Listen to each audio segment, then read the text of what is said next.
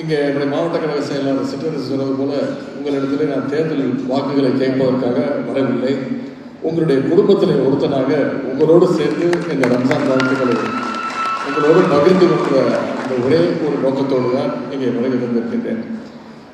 சிறுபான்மை மக்களுக்காக நம்முடைய திராவிட முன்னேற்ற கழகம், நம்முடைய கழகத் தலைவர், நம்முடைய முத்தமிழ் டாக்டர் கலைஞர் அவர்கள் உங்களோடு எப்படி பயணித்திருக்கிறார், உங்கள் கூடவே எல்லாத்துலேயும் எப்படி இருந்திருக்கிறார், உங்களுக்கு ஒரு அரணாக எப்படி இருந்திருக்கிறார் என்பதை நான் இங்கே சொல்லி உங்களுக்கு தேவையில்லை, உங்களுக்கு எல்லாமே நன்றாக தெரியும்.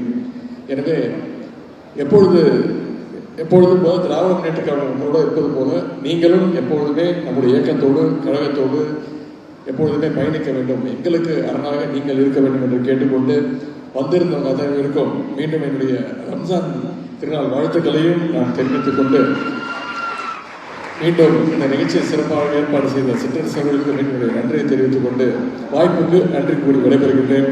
நன்றி, வணக்கம்.